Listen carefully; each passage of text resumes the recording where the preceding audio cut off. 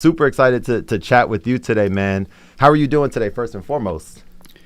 Oh, amazing. I mean, it's, getting ready for summer. It's my favorite time. So, starting to warm up a little bit. So, getting prepped up for that.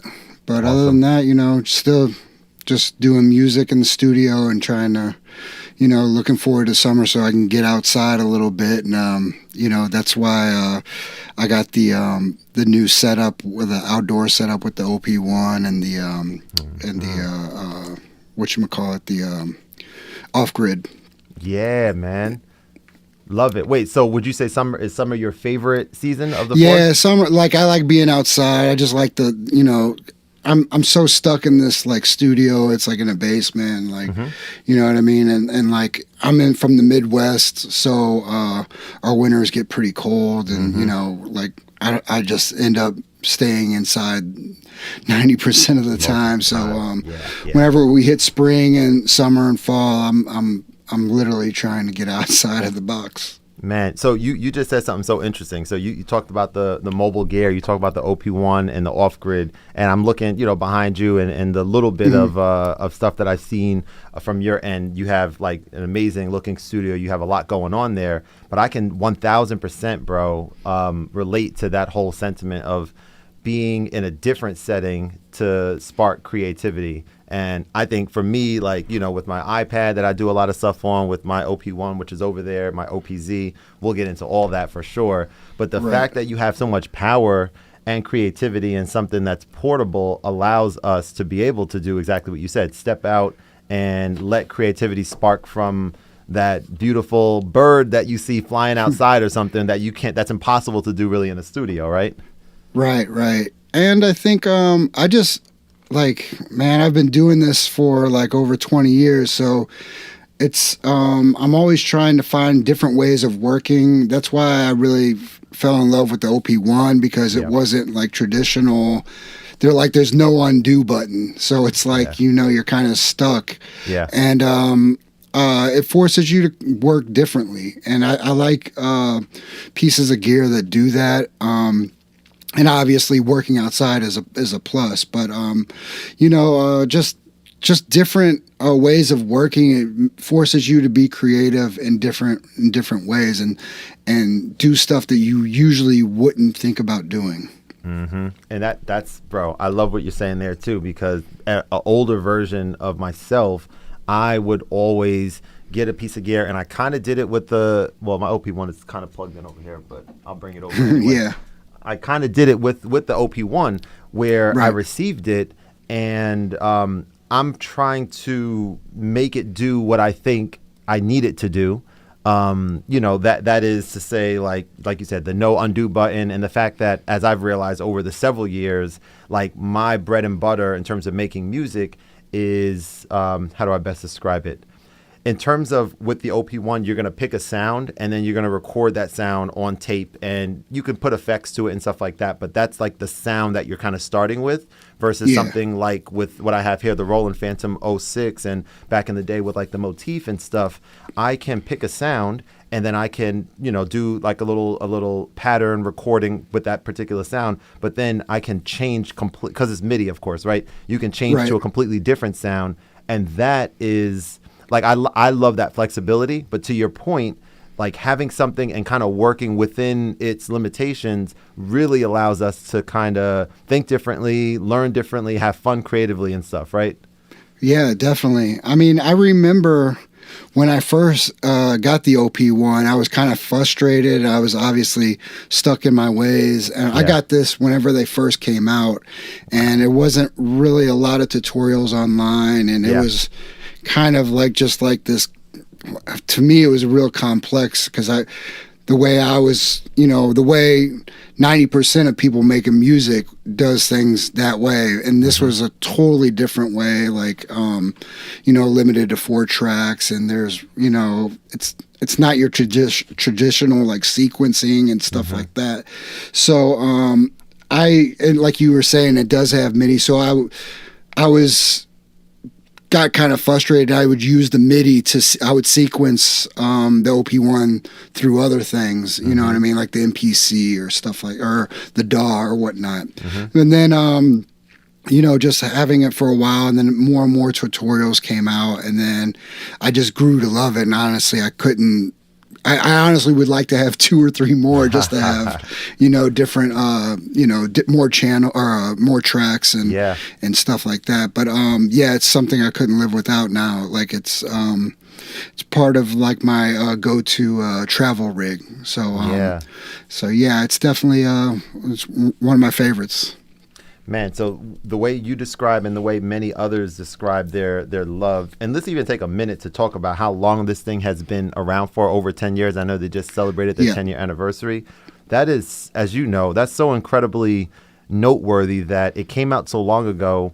It's still priced the same price. I think it may have went up a little bit from maybe at some point when it's kind of dipped a little bit in price, but it's still so beloved. And 10 years later, we get USB audio on it. I know you and I were chatting about that. Yeah, now it's an interface and everything else. It's like, man, it's getting to be like, I mean, it's a beast. You know what I mean? It does pretty much so like everything. I mean, it's. I remember the first time I've seen it was like in that Swedish House Mafia or Swedish. Yeah, I think that's their name. Swedish House Mafia video 1 featuring Pharrell. And I'm a gearhead, so I'm like, what is that? And then when I got it, I was like blown away how like durable it is. It's like, it feels like it's bulletproof or something, it's like, it's not a toy by all means. And that's the first thing you think of when you see it. But like, once you have it, it's like, man, like, it's addicting. So, but it's been over 10 years, and I remember they stopped making it, and then they were selling them on like Reverb and eBay for so crazy amounts, and then I think they got back into like selling it because the company, what's the Teenage Engineering? Name?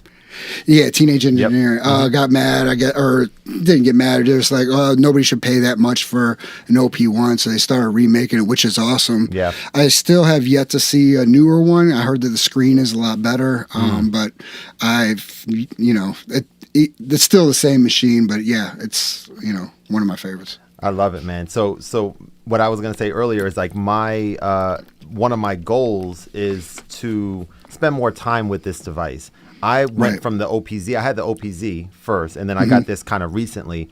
And when I tell you, do you own an OPZ as well, or have you had? No, I've been eyeballing it for a long time. For one, the video effects. I've seen like a lot of really cool like video music triggered type of video effect. I'm not too familiar with it, but from that point, I was like pretty blown away because I'm originally a DJ, and I got into video DJing, which was using a lot of visuals and using movies and whatever kind of video content. But whenever it comes to audio and visuals, it's just like I'm like that's one way to get me to get a piece of gear is for something like that. Bro, yeah, you hit it on the head, man. The Z is my most sort of hype piece of equipment for the reasons that I mentioned earlier. The fact that it's a MIDI sequencer that you can also record live into, and even something like you just mentioned. There's this video pack that I believe I believe Teenage Engineering commissioned a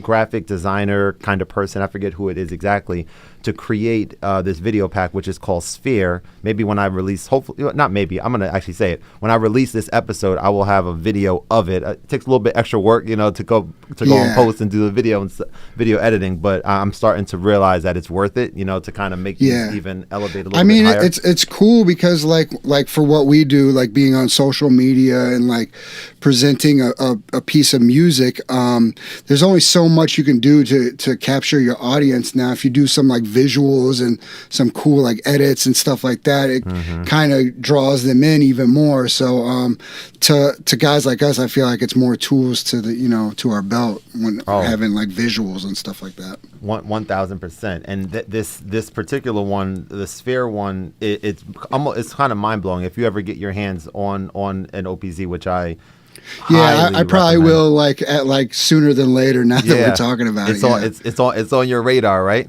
Wait, are we drinking the same thing, bro? You got a sparkling water over there? Yeah, man, that's pretty wild. Yeah, that's pretty cool. That's my favorite. Yeah.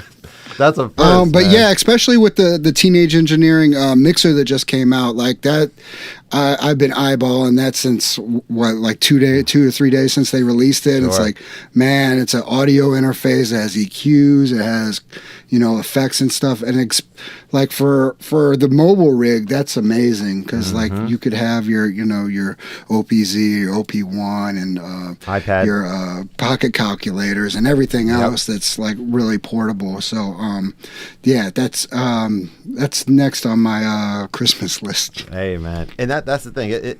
It can get a little bit overwhelming. I've experienced it, man. When I turned 30 a few years ago was when I said I want to start learning how to play the piano. I had interest in it from like when I was a kid. I took like half a year of lessons, but I've always had a knack for playing by ear and stuff like that.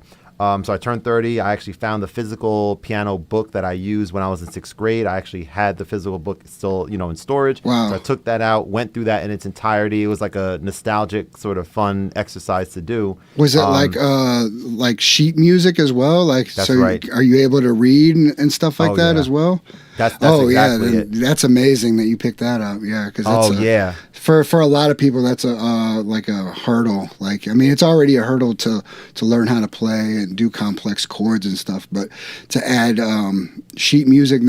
With that being said, you're able to like learn so much music theory and stuff like that, able to like that's congrats to you, man. That's awesome. Hey man, love it, man. Thank you so much. And I think from that experience of kind of doing that, what's been so great for me is sharing that story with people, not as a nod to me, but as a sense of inspiration to others. I've had many people talk about the challenge of learning something, whether it's an instrument, whether it's how to paint or anything, as an adult. It's like, can I do it? As a kid, my mind is more malleable, all that type of stuff. But I love being able to talk about that, that experience. Yeah, I mean, nowadays, it's not that hard. I mean, definitely age doesn't play a factor in making music, especially nowadays, because, like, you have so many pieces of gear and software and stuff like that that'll help you, like, stay in, like, A minor or, whatever. You know what I mean? Like, they have so much stuff out there that will help you make music, even if you don't know any music theory or even know how to play anything. It's a while. I'm 43 now, so like whenever I was coming up, none of this stuff was like, I mean, there was no internet and whatnot, so you had to kind of just, use your ear and figure it out on yourself. So with that being said, it like forces you to be creative, not do like the traditional ways of, because like to this day, I'm not no pro player, but I do know chords and I do know how to fiddle around with the piano a little bit. And it's just like anything else, you practice it, so many times or so many hours a day, you'll pick it up.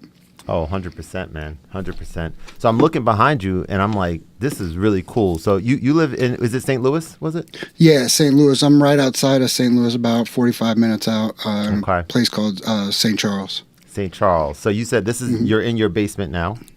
Yeah, this is like my home studio that I ended up, this is the house that Country Grammar bought me. So I did like a lot of the later records, like from Nelly and the St. Lunatics, like Nellyville and a few like I've like from there on, everything was here. So yeah, Talk to me about. So I've been here about 20 years. About 22, 23 years. 22, 20. Okay, all right. So you mentioned Nelly. So Nelly's like one of my wife's favorite rappers when she used to listen to a lot more rap like back in the day. She now is like more into like the 90s R&B and stuff, that type of wave. Yeah. She asked me to, not made me, but asked me to essentially made me make her a playlist for the labor playlist, as my daughter was just born 2 weeks ago. So I'm like working on that. Congrats. And everything. Thank you, man. Thank you so much. I think you might have said that. I thought I wasn't sure if you told me that you're I don't know if she was still in labor or whenever we spoke, or but I don't think you told me that. That congrats. She's officially here. Yeah, thank you, man. This is on like next level inspiration. Like it's like the best. As you know, you're a father. How old is you have one daughter or? Yeah, I have a daughter now. She's 19. She's in college. You know, it's a blessing and a handful, and you obviously got college bills and everything else. So it's pretty wild.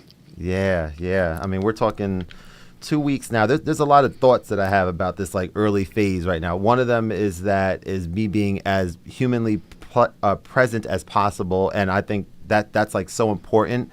And I think that like in talking to people who are parents of children your age, of children my age, I'm sorry, children your child's age, and children my age and stuff like that. So like it's so not even fascinating. It's just very important for me every time I hear people say.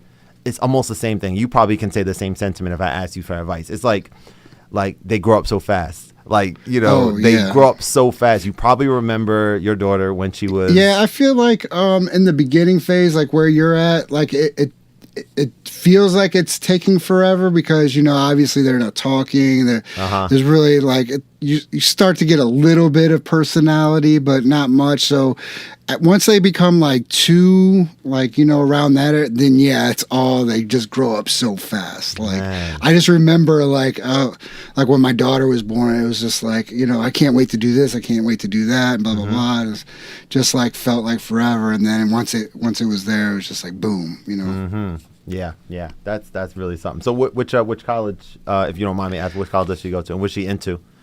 She's down in Florida. She's at Barry University.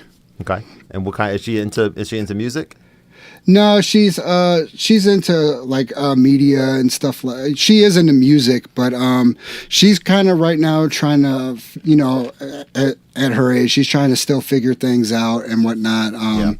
She's all of her classes she's doing great in school. So I can't really say anything as long as she wants to be there and figure it out. Like Absolutely. By all means, you know what I mean? Yeah.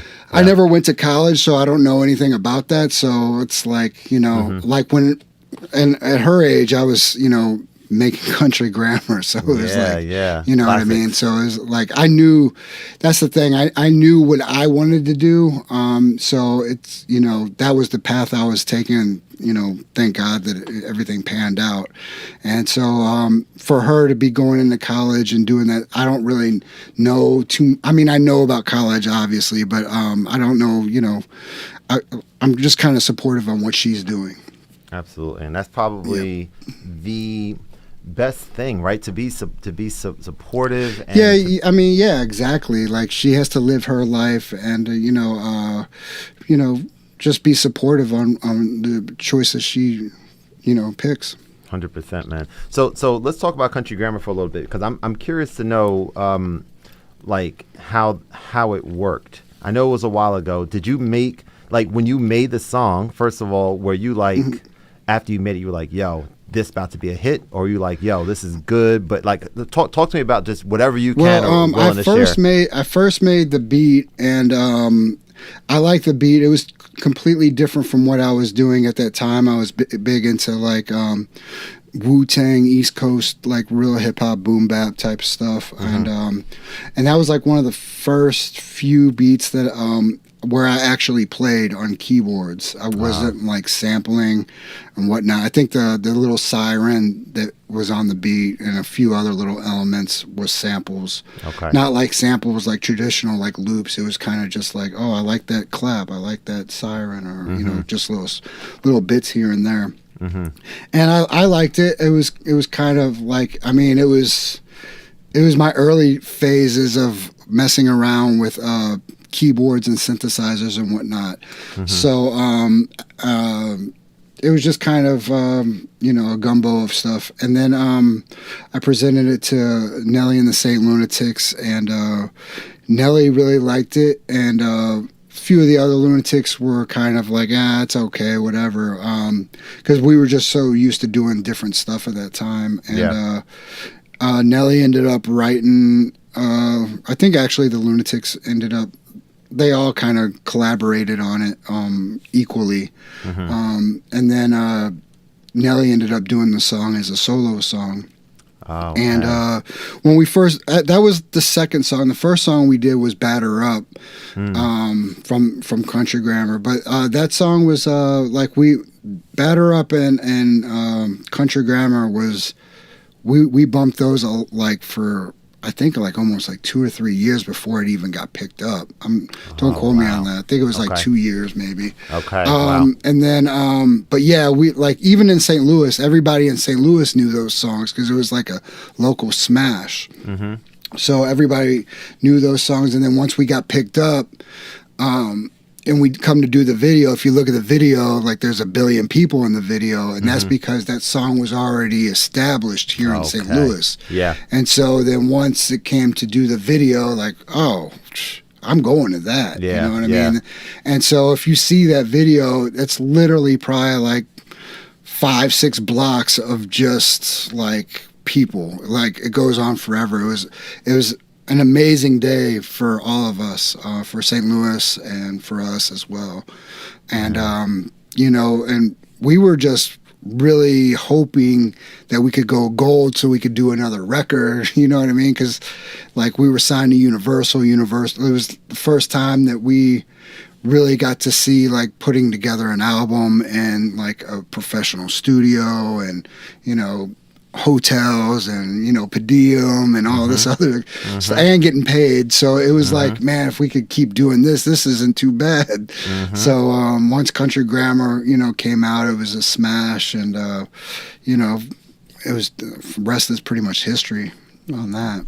That's so cool. One of the most exciting things to me is hearing stories like that as a music producer, as someone who loves so many elements of music, loves learning about music, loves hearing stories about music. It's really exciting to hear that. I think that this reminds me of, it's a different context because I wasn't interviewing the person, I was watching a masterclass, but it reminds me of hearing Timberlake talk about when he made, I believe it was Pony, on his masterclass that he did. And so like hearing, as well as say the Kanye documentary that just came out and stuff, like knowing the song, knowing Country Grammar, intricately, hearing it so many times over the years, same with, Kanye, same with, Genuine and Timbaland's tracks, but then being able to kind of go in that time capsule and jump back and kind of hear from the person, right? Like what that experience was like. It's, I mean, correct me if I'm wrong, since you experienced it, you probably know how special it was when it happened. But at the same time, you experienced it, so people outside are probably going to look at it as like me. Like I'm looking at this like, damn, that's really incredible. I know it was incredible for you as well, but maybe because it's you, it's like, Our incredible happened years before your guys' incredible was. You know what I mean? Like, it was kind of like we had this like diamond that we knew like it was amazing to us. Yeah. And like, like at that time it was kind of like, to us it was amazing. Like for the world to think it's amazing was another level of amazing. And then once that hit, everything kind of was really fast. Like if you remember like all the Nelly stuff that was going on, like from early 2000s to like 2008 or like even further on. Yep. It was just literally everything was so fast. Like once it became like a hit and like we were making so much money with Universal demanded an album right after that. There was the St. Lunatics, and then it was another Nelly album. Then it was Murphy Lee, and I was like, it was mainly me, but that we had outside producers as well. That was part of the crew, but majority of the albums were me, and it was kind of like I was a workhorse. I literally was locked into this studio and just constantly working. And I just remember a lot of people were like, "Oh, you should be working with so and so. You should be working with so and so." I'm like, "Yeah, I agree, but right now, like Nelly's working, and like this, what we're doing is working. I'm not gonna stop that. I'm not gonna like, the ball is rolling over here. Now, if I take my concentration and move it on to another artist, things might have not have happened the way it did, and vice versa with all of us. Like, so like the main thing that the reason why everything worked with us is we were like a football team, and we all played our positions really well. We didn't, stop to do other things. It was like, this is, we're going to put all of our strength into us and, make it work. And, thank God it did, you know what I mean? Yeah. You said about 23 years you were at where you're at the studio that you're at right now. So at first it was at my mother's basement. I was still DJing at the time. I was doing little house parties and whatnot. And then,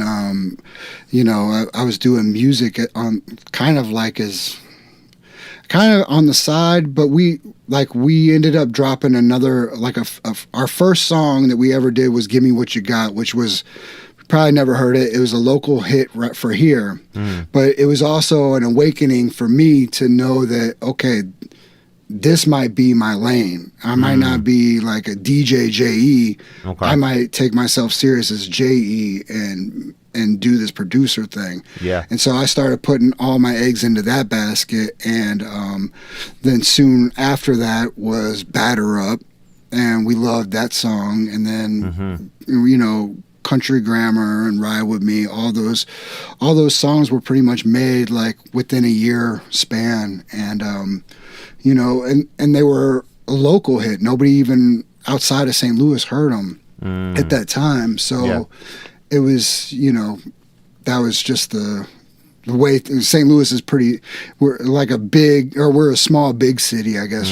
you could say. So everybody knew everybody, and the tape got passed around, and it was just like we were a local hit out here. So it just, that was what really made me a producer.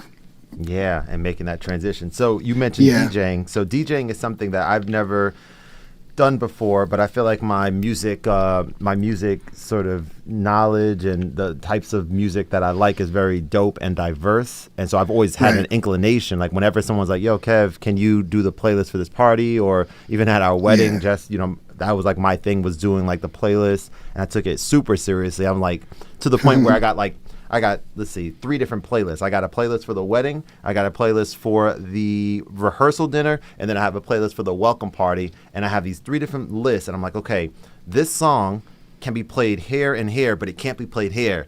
This song should be played at all 3, like that type of thing. Really meticulous, right? So I really take that stuff seriously. So to that point, I'm wondering, we're gonna go back to Teenage Engineering. This is like this video is sponsored by Teenage Engineering. No, it's really not. Right? Yeah. You've seen this before, right? Yeah, I saw that guy. Yeah. So yeah, this it looks pretty. Like I've seen you post, and I've seen a few other people using it, like for the looping functions and everything else on there. Bro, it looks pretty cool. The DJing capability, or let's call it DJ in air quotes, because I haven't seen too many people doing the things that I like doing with it, which are exactly what you said, like sort of changing songs up that make it to kind of make it your own, but still it's still something that people can recognize, kind of thing, kind of what DJing is, like, that type of feel. My dad, who used to DJ back in the day, this has brought us so close together, because like even today he's seen me use it that way, like mixing and stuff like that, and he's like hearkening back to his old days and telling me stories and stuff. And now he like sends me. I told him to send as many as he possibly can. He has such a also amazing taste in music and stuff that I like love these songs, but I don't know what they are. Like I don't know who the artist is and stuff, but I just know that I've heard it. So he sends me like this. He doesn't even like put context. It's just like a YouTube music link. I added all these songs to this playlist, and there's songs that, if I can best describe it this way, the reason this is so fun is because if you think about any song with vocals and music, I'm not even going to break down the drums and all the other elements, but just like someone singing or rapping or whatever, and then just the music component of it, typically with songs, like the beat might be kind of consistent. The drums are kind of consistent. Maybe there's a little change happening with the music, but obviously the vocals are not consistent. They're singing different things. They're saying different words. So like what this thing can do is you can loop a part of a song. You can slow down or speed up the tempo, but you can loop a part of a song. And while it's looping, you can what they call slide to the next or the previous loop or bar in time, which means that the music is staying consistent because you're just jumping to the previous or the next, and the music is staying right in time and consistent, but the lyrics are changing depending on when and where you jump. So you can have them say different things, like they're rapping or singing these words, and then you jump over here, and then it's like at that point on the next bar, and that blew my mind, man. It's like what is going on here? It's so cool and fun. Wow. And yeah, like from a entrepreneurial and like a business and partnership perspective, this is up there with the most fun thing for me to talk about and demonstrate to people. And I've done it countless times already. So I'm like trying to work with TE, and I actually just sent my man another email. Like, I can, if you guys wanted this, which you guys are a company, I'm sure you do want it, I can make this thing sell like crazy. I know I can, in an organic way, right? In a way that's like, I'm not trying to get people. I'm just showing you what I can do with it and how I think you can have fun with it. So I'm working with them on that. But that if I can, that's pretty cool. Yeah, man. If I can get that going, that would be like and they're an amazing company because not shoot my own horn, not flexing. What's the phrase I'm trying to say? Not tooting my own horn. So like they seen the stuff I did with the Z, so they actually sent me this and that OB4. And so for me personally, like in terms of my content and the stuff that I've been doing and trying to be myself and genuine, have fun with it, be organic, all that stuff, the fact that a company that I'm probably most excited and hyped about was willing to do that makes me feel like, all right, I'm heading in the right direction. You know what I'm saying? And that was like a major win. No, when I saw it, I was pretty blown away. Like, just able to just like start messing with the track that you're listening to on it's like a boombox. So it's like, wow, it has like that's pretty cool. Like I could use, like I thought about using it like whenever I'm outside or whatever for a speaker or whatnot like that. But then I saw all the other features. I'm like, man, Teenage Engineering has just got like so many tricks up their sleeve. It's like pretty cool. That's it, man. That's probably the best way to put it. So let me ask you a question about the one. So in terms of like your workflow with this, you have 4 tracks that are, is it like, I forget how many minutes, like 3 minutes long or something, like the entire track? Yeah, I'm not really for sure. I kind of, the way I do it is I'll record a beat. I kind of record the meat and potatoes of the track on my OP1, like pretty much like I'll do like an intro, the verse and a hook, and kind of just set that up. Like I don't really like perform with it. It's more so of getting ideas down.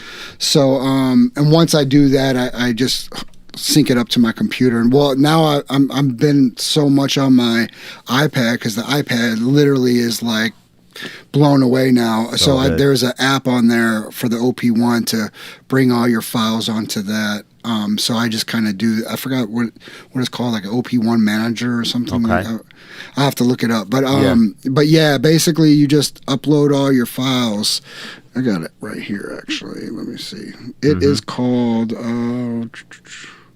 well, I have the, here it is, music. It is called OP1 Manager, exactly. OP1 Manager, the app. So basically, you just sync it up to that, and then the whole tape gets on there, and then basically is on a cloud. So I just bring the files into Ableton, and then I kind of just spice them up a little bit, thicken up the kick or whatever I wasn't hearing. Like I kind of fix in that. But yeah, I just that's pretty much how my workflow on it. And like I don't use the record mode. I haven't. yet, which is kind of like, I guess you can record your performance and whatnot. But for the way I work and the way like my mix engineer and how I mix, I can't rely on just a 2-track. I need to make sure. That's one thing that I had to like kind of, that's my only gripe on the OP1 is because I like my kick, snare, hi-hat, everything separated when it comes down to mix. Okay. Like at the end of the day. So what I'll do is when it comes to my drums, like after my whole loop, you know, obviously you got to put all your drums together. That's the way I do it. And at the end of the tape, like after the whole track, I'll just hit the individual drum sounds, and 90% of the time I'll bring it into Ableton and recreate like, all right, the kick is, you know, this, and you know, kind of just piece everything, and then I'll delete the 2-track, and then I'll have everything separated. Got you. So at any given time, it sounds like on your OP1, you have one song that you're working on, or will you have like one kind of beat here, and then maybe later in the track you'll have something different, or you have like one that exactly. Yeah. Basically, I'll have like one track will be the drums, and then after that, I'll put all the individual hits, and then the other 3 tracks, one will be a bass, and the 2 will be like synthesizers or whatever it's calling for.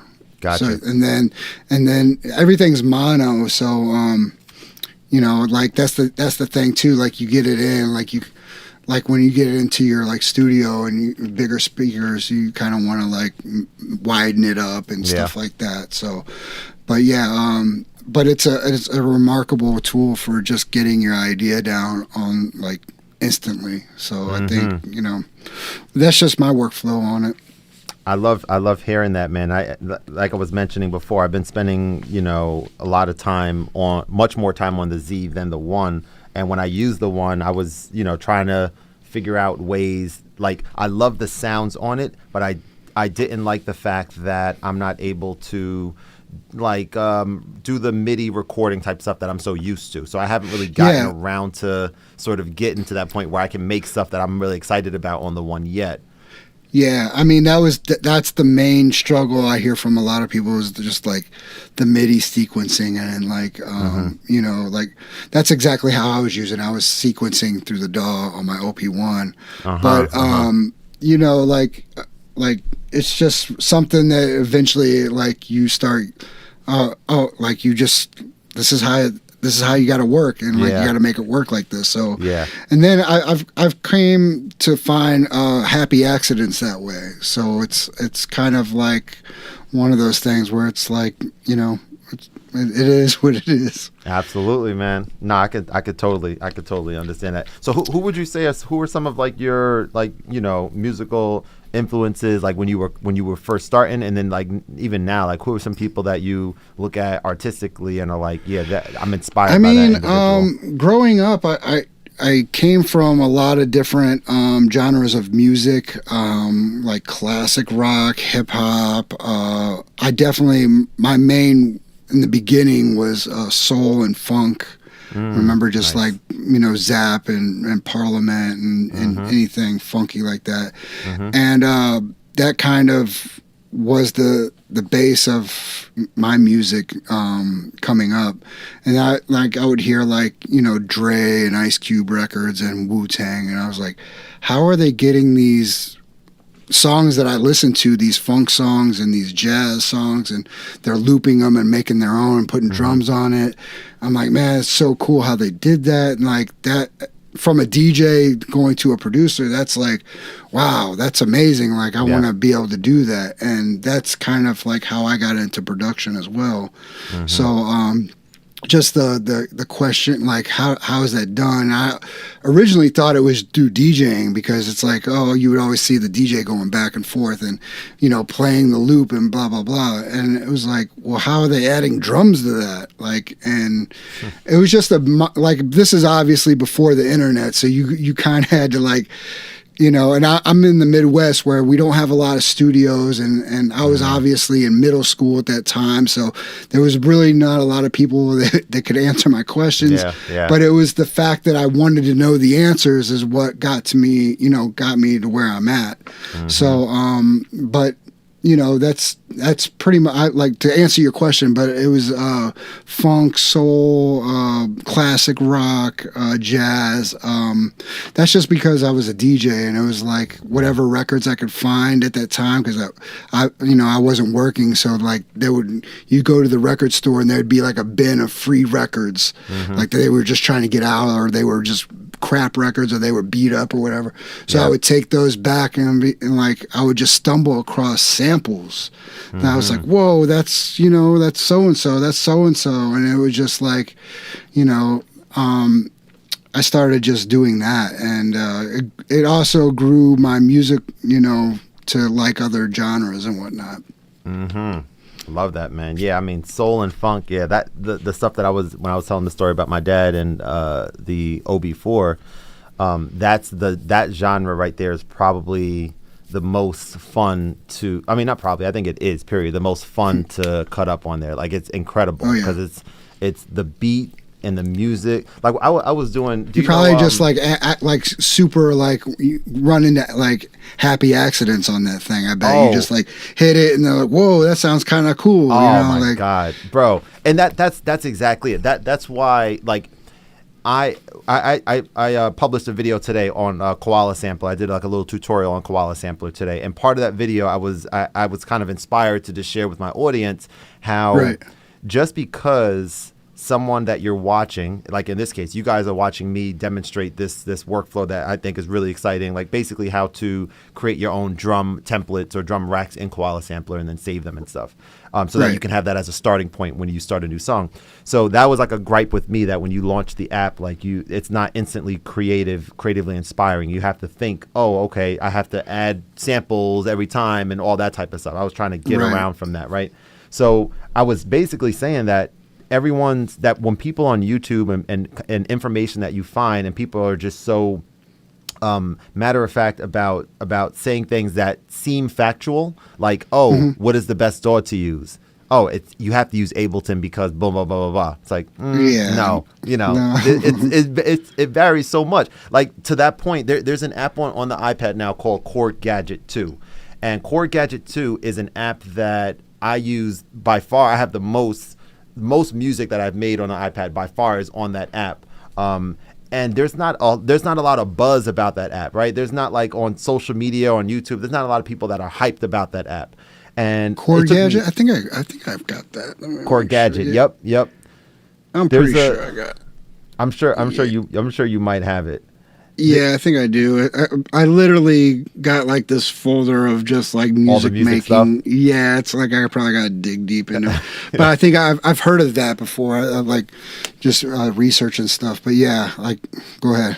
Oh yeah, no. So the things that people don't like about the app are the things that I love about the app. So, for example, as a keyboard player and as someone who doesn't use a lot of samples, I'm someone who's more about the synth sounds, and I also don't do a ton of sound designing. I kind of like finding presets that sound inspiring to me and then playing something over it, like figuring out something that sounds dope.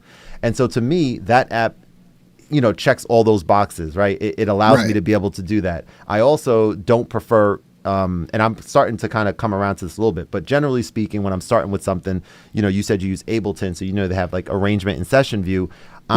I don't like using like the horizontal workflow for music to start. I love doing like some kind of loop based thing to get an idea going, which is why which is why Gadget doesn't have a horizontal thing. And most people need that. Most people that's like their bread and butter. So I say all that to say, like, the reasons that people don't like something and they do like something else it is their reasons, and it might not be, and more often times than not, it's not necessarily going to sync up with how you make music and how you feel about it. Yeah, I think stuff like that, forces you to do different things. Just because it doesn't do what you've been used to doing for however long, you shouldn't just like bash it. You should like figure out a way to make it work for you. You know what I mean? Like, that's kind of how, I mean, if every product was the same, it would just be kind of boring, I feel like, you know what I mean? Like, just say, oh, here's another synthesizer. It just does the same thing. Oh, no. But, these whenever they come out with different workflows and different ways of looking at things, those are the things I like. And I like, speaking of Koala Sampler, like once I got hip to that, and like I just open it up and you tap the pad. Oh, it recorded me. Oh, like by the time I got to the third pad, I'm already sampling and I'm already doing like sounds from my mouth and hitting the desk and everything else. And I'm like, oh, this is a no brainer.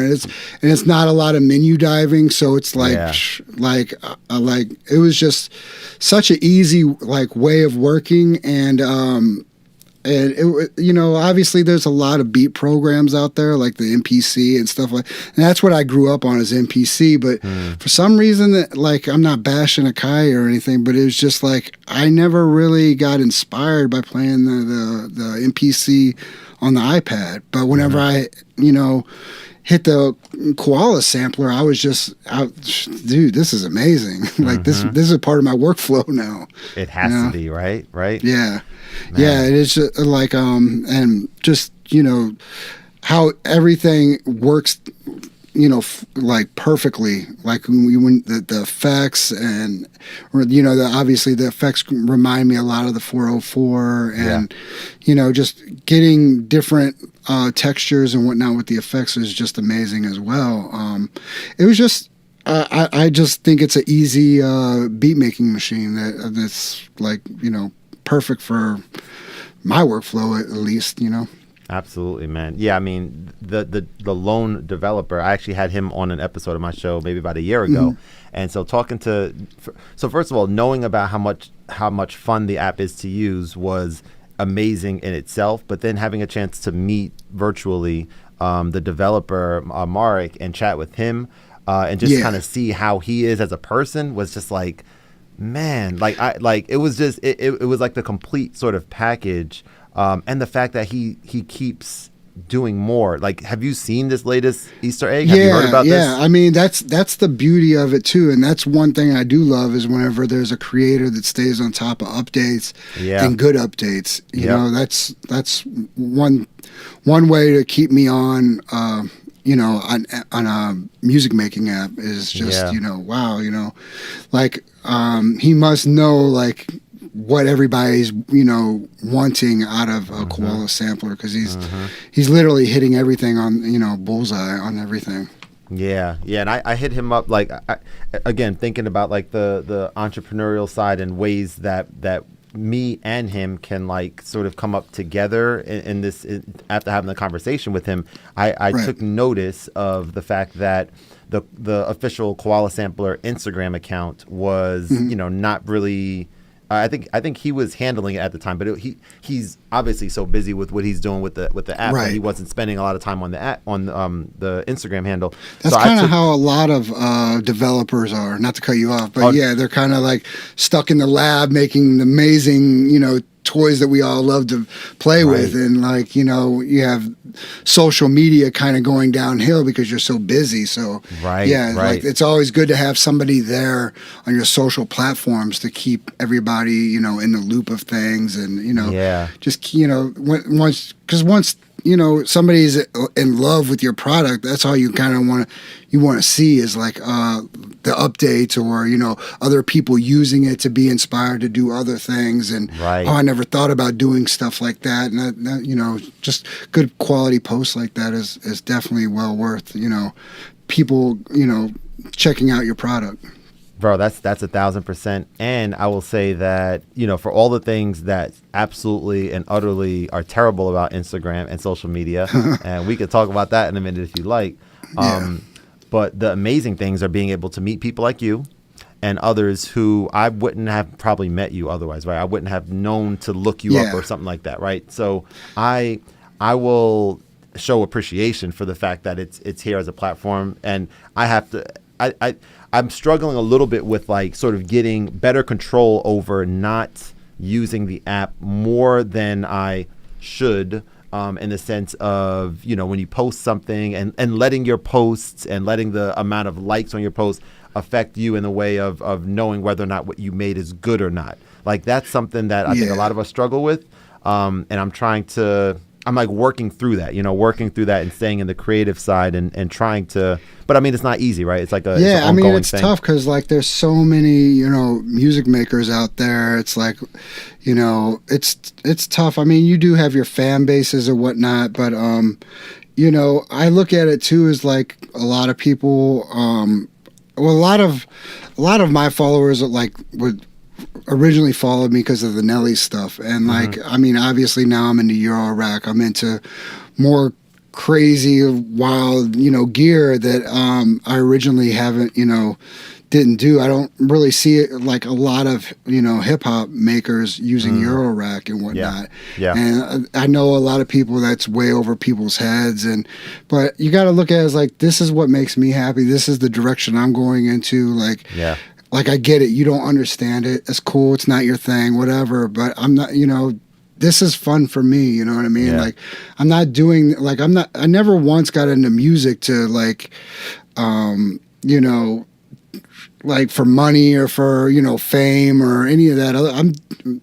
I originally came into this with like no money at all, living in my mom's basement and making fire beats, you know what I mean? And that when I wake up, it's just like, this is what I want to do. And like, I'm probably be doing this, when I'm in retirement or in, in retirement home or whatever. But, yeah, I mean, it's like, I'm not like, some people are like that though. They think that like if they put out a track on Instagram or whatever and it doesn't have a lot of likes, they get frustrated. They don't do it no more. Or, but like every song that at least I've done that's been out there, there was a million beats that didn't make it. You know what I mean? Like there's a million fails, and then that one did. You know what I mean? So it's like it's part of the game. You just got to take it. It's you gotta have strong skin. Like for stuff like that. It is what it is. Part of the game. That's exactly it, man. Well, so tell me, I've heard of Eurorack. Tell me a little bit, and tell others who don't know a lot about it. Tell me, like at high level, like what is it? I mean, Eurorack is it's a different way of looking at things. Like every parameter, not every, but majority of the parameters that you see on a particular module can be like if you take a knob and you twist it, that's your finger twisting it. But if when you have Eurorack, you can plug in a cable and it'll automatically twist it without you having to twist it, and you can go work on other things, and then you have all these hands twisting everything, and then you get like these really complex textures and sounds and stuff you wouldn't. And you have 90% of the time I'm on there is the most craziest happy accidents I come across. It's like, oh, I never would have thought to do that. And it's wild. I mean, at first it was kind of over. I knew like once I got into it, because I like even like in the early days, in the early 2000s, I was like I would see a big Moog modular that was costing like over $100,000. I was like, yeah, that thing looks awesome. I bet it's so inspiring, but it's so expensive, blah, blah, blah. And then Eurorack started popping out these modules, and I was like, man, it's so cool, but I know it's going to be addicting if I get into it. And it sure is addicting, because then it's like, every week or month there's a new module, and it's like, oh, that does that, and that could work with this and this and that. And so it's kind of like it's kind of just like your own machine, you know what I mean? Like if you like the filters from like an old Moog filter, you can get that in a module, and then I like this kind of oscillator, or I like this kind of thing, and I like and then you can pretty much make your own synthesizer.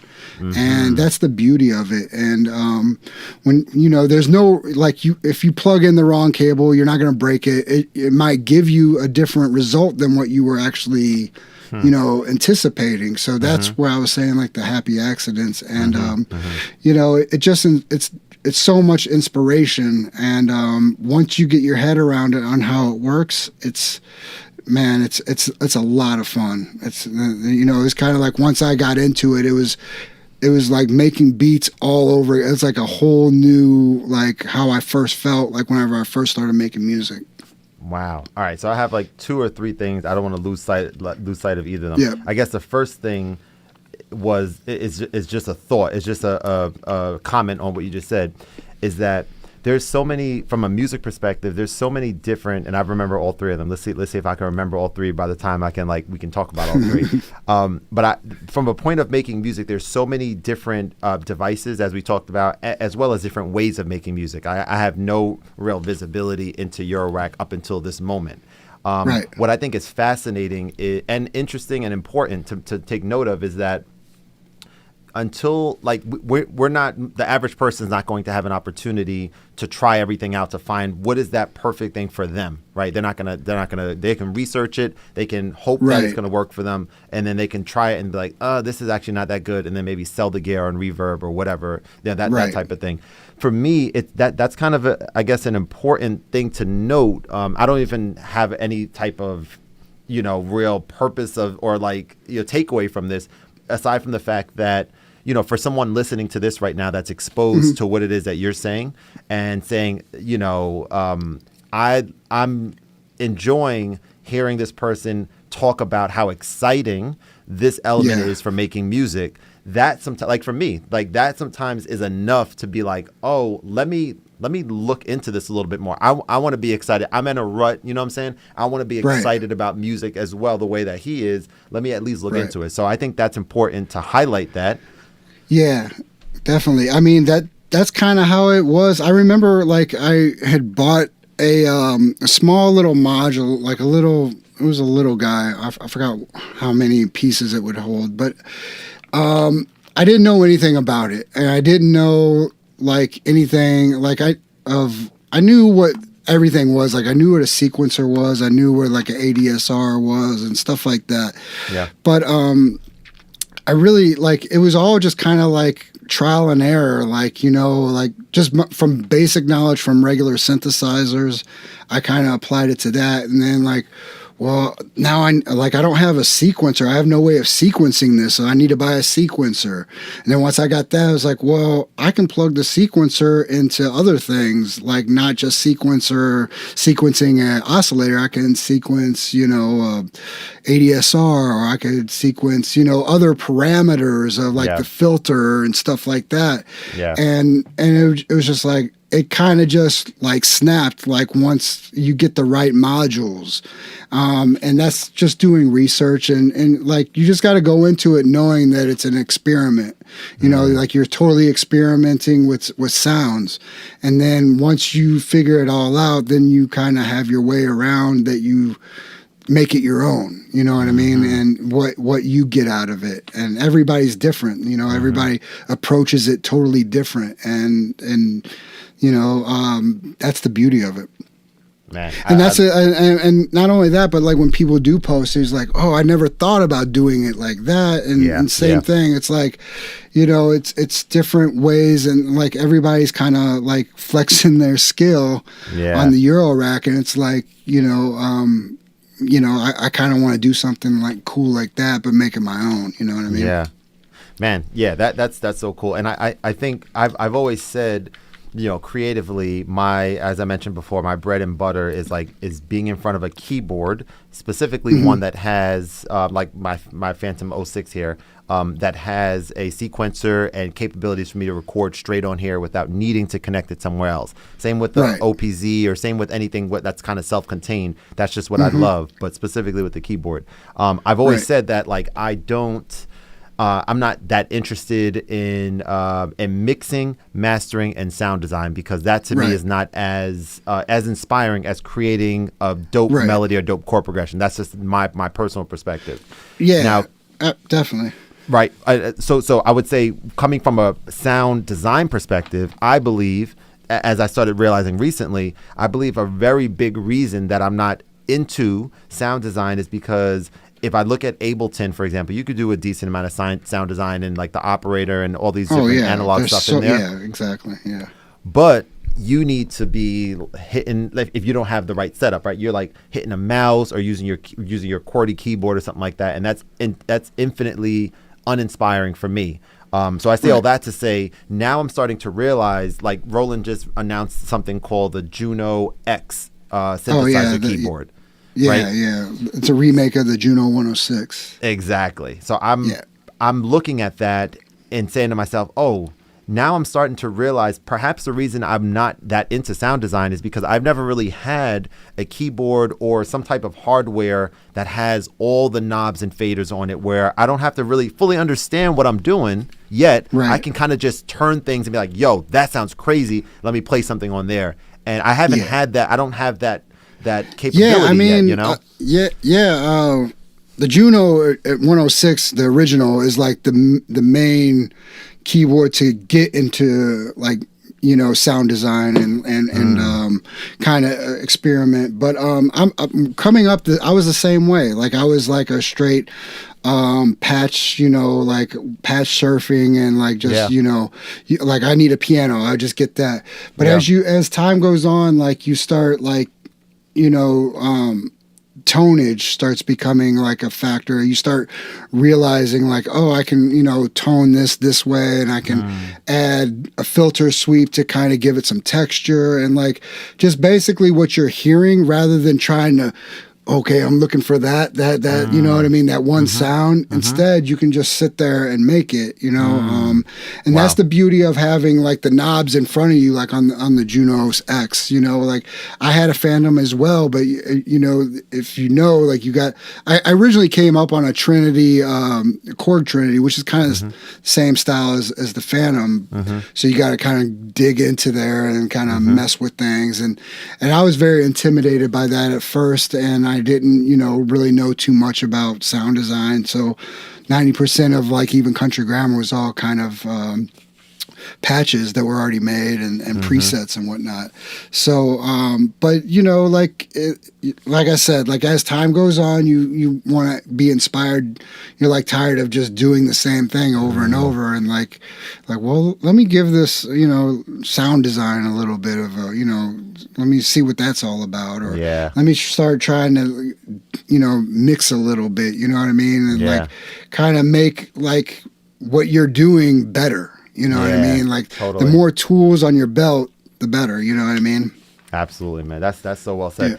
Yeah. I'm inspired to, and like I don't know the word. Yeah, inspired to like mention to you that this is undoubtedly one of the best conversations that I've ever had.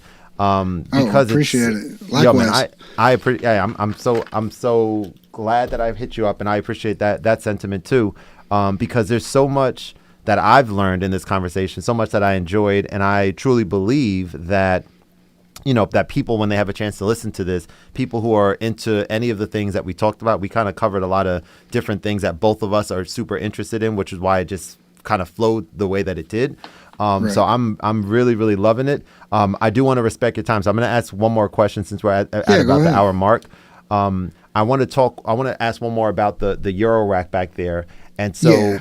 When you're experimenting back there and you're making sounds and you're doing what you're doing, once you have something that sounds really nice, I mean, I can't see directly behind you, but do you have a MIDI keyboard that's sitting under there? Or what do you do with that sound once you have it? Like you can't really see, I have my MPC, I have a Prophet 6, and I have a Casio keyboard and a granular GR1. But on the other side of that, I have the ground control from Endorphins is kind of like my keyboard, but I don't like I kind of steer away from that. Like there's modules that it's called quantizing. Like it's not like quantizing like on a beat. It's quantizing like instead of moving like if it's in, I don't know, C major, instead of hitting a black key, it's going to bring it down to the white key. It's going to quantize it. So basically, I select a scale on the quantizer, and it like whatever I'm working on. So if it's a C major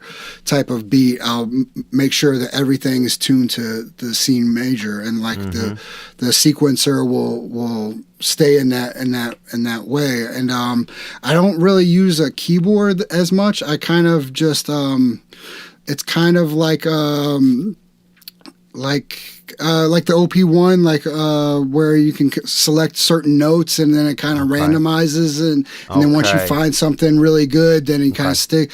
But that's just one way. There's millions of ways of doing it, and there is keyboards that you can use with Eurorack.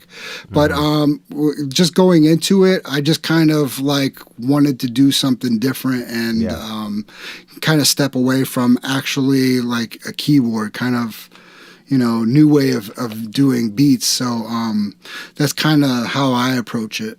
Gotcha. On something like that. But yeah, I mean, there's a module called Ground Control, and Endorphins make it, and it's amazing. And I think it's a 2-octave little keypad. And I do kind of like my improv, like just kind of on the fly, I'll add some little textures or little solo bit or whatnot on there. But 99% of the time, it's kind of like I'm using, using it as a different way, like kind of just like with the quantizer, I kind of like just tell it what I want it to do rather than play it.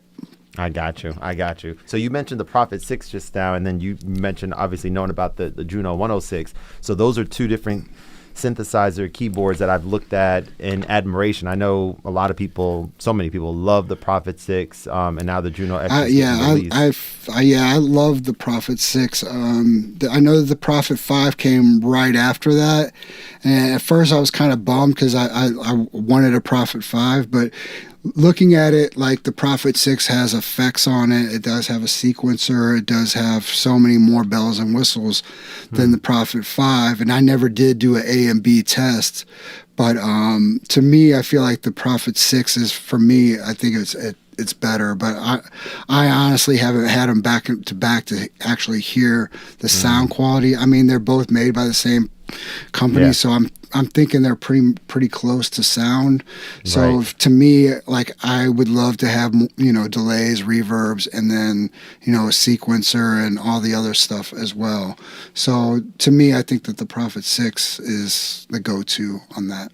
So a sequencer, meaning you can be sifting through sounds, you can do your sound design right on there with the knobs and faders, and then you can record, like play something and record it. So it's kind of like the OP1 sequencers, where I think it's called endless or timeless on the OP1, where like, okay, let's say C major again, which is all the white keys. So I'm just going to randomly hit a bunch of white keys. I'm going to hit 16, and then it'll just constantly loop and but it's polyphonic too. So like if you wanted to do chords and just hit a bunch of chords, and then you can randomize it and do do that.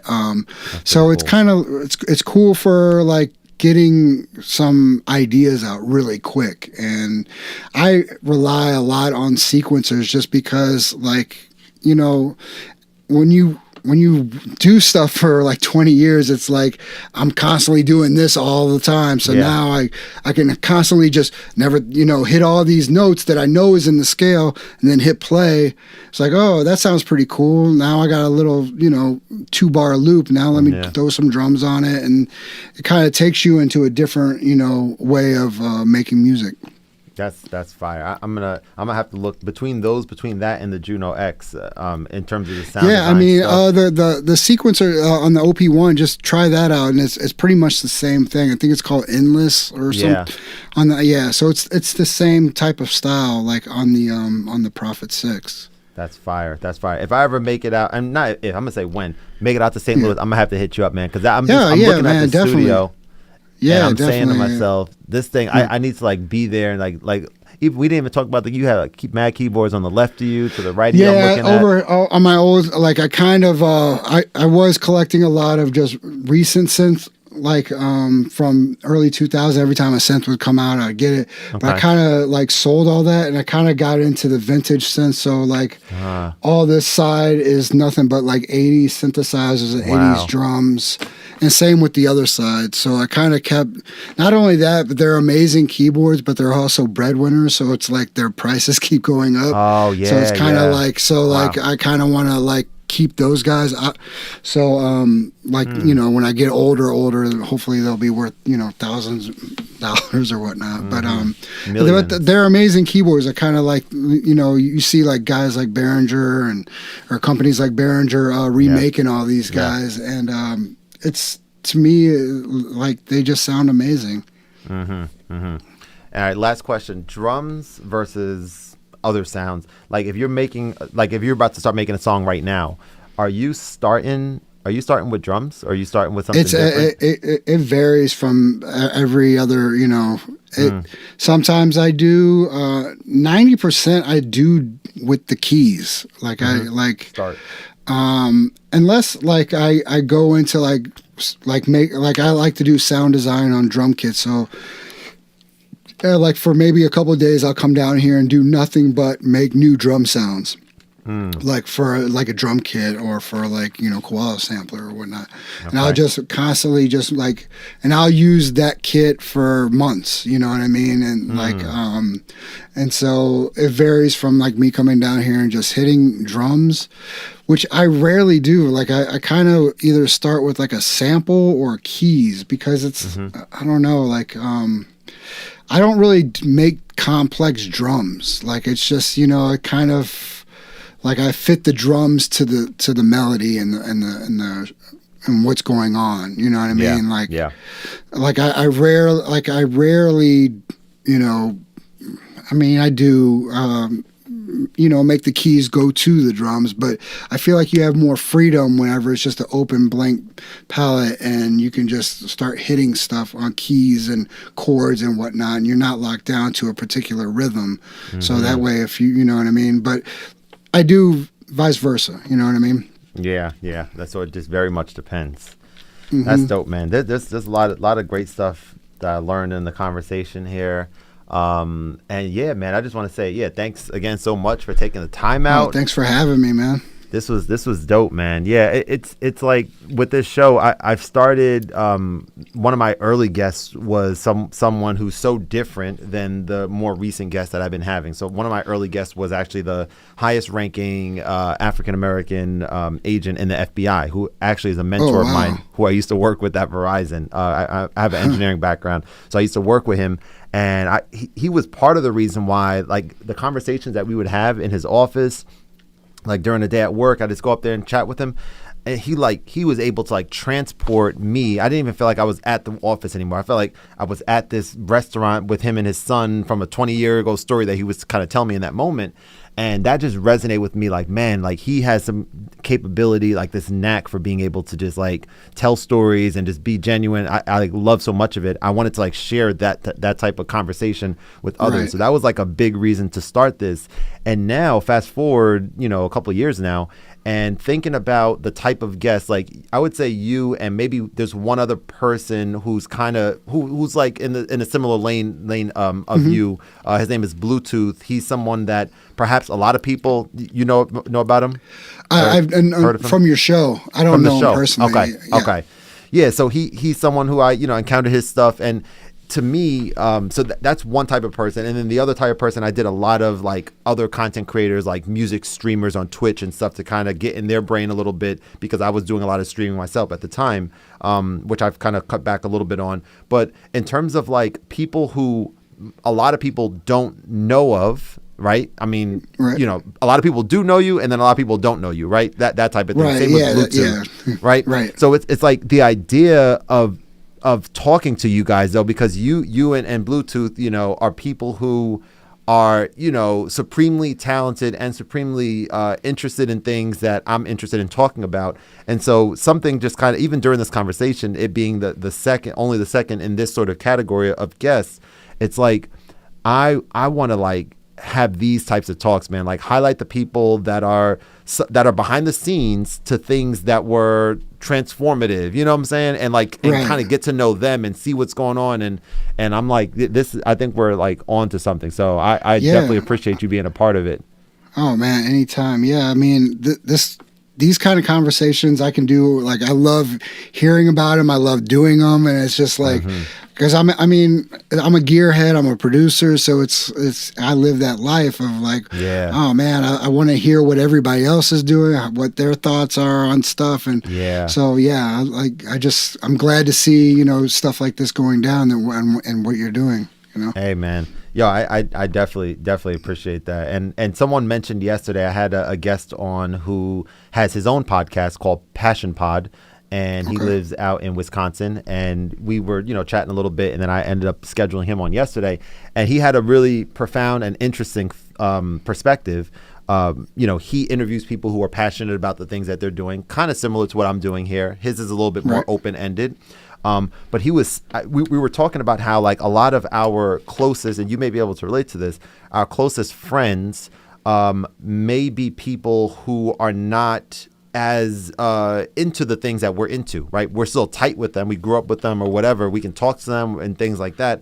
But maybe like the things, like in our case yesterday, me and this guy are both podcast hosts. So if I talk to any of my friends who aren't podcast hosts, they're not going to be able to relate to what I'm sharing, right? And so he was saying like, how often do we get to sit down in front, and right now we're not in front of each other, but we're kind of there, right? How often are we able to like sit down and like have an intimate conversation about something that we're both interested in? Like almost never. Like I'm not gonna like sit down with my friend Anthony and be like, yo, let's talk about, like, you know what I'm saying? Oh, trust me, I know the struggle. It's like 90% of my friends are like, know nothing about what I'm doing. Like, there's like a small percentage of producers that know like half of the stuff I'm doing, and Eurorack is definitely way over their heads. And like, it's like, oh man, I'm just, you know, you hit the nail on the head. It's like, man, I just want to have these conversations. I want to be able to listen to stuff like this, and I'm always keeping an ear out of new guys and new podcasts and new, you know, new tutorials and stuff like that. Cause it's like, man, like it's just the life I live, you know what I mean? It's like, I want to be involved in it. Yeah. And the fact that you say that means that there's gotta be, you know, others who are in that same space. So I think that's kind of what I think it is for this next. It's wave you know, of it's guests. those guys that are just like, I feel like how I kind of came up. That was kind of introverted and kind of just like stayed inside, did nothing but beats, and like didn't really have a lot of like social life. It's kind of like 90% of producers. It's kind of like, you know, that's your life and that's what you're passionate about. A lot of people aren't going to understand it. A lot of people are going to just like, oh, he's weird or whatever, until you hit your niche. And then it's like, oh, well, that's what he was up to. You know what I mean? Out of nowhere, you're like, oh, okay. There you go. Exactly. So it's kind of like you gotta do what you gotta do to get to where you gotta go. Right. And never forget the fact that we're both drinking the same. Like, what, like, come on. I'm going to have to hit these guys up. Right? I'm about to be like, yo, man, y'all got to sponsor us for this video. Have you tried, there was another one, another flavor. I think it was like strawberry or something like that. And I can't seem to find it, but there was another flavor. And I was like, whoa, like that was amazing. I think I actually got hip to it from the other flavor, and then they didn't have it, so I just went to this. I was like, oh, this ain't too bad, but like the other flavor was like pretty amazing. On point, like a much healthier version of having soda or something like that. That's yeah, definitely, yeah, sweetener. like I'm all about the mineral water for sure. Oh yeah, 1000%, man. That's something we can control, like what we're putting in our bodies, right? Yeah. Yeah. All right, my man. So yeah, man. Thank you so much. I appreciate it. Hey, we're gonna definitely talk some more, man. I'll have you on again if you're down at some point in the future. Oh yeah, man. just hit me up. Let me know, definitely. Yeah, because I feel like there's hours of more content that we didn't even talk about that I would love to, but I'm gonna keep it keep it in this time frame to respect the viewers' time definitely. And then give us something to kind of talk about in the next one. For sure. Excellent. All right, my man. Have a great one, and I'll see you next time. You too. I appreciate you having me on, man.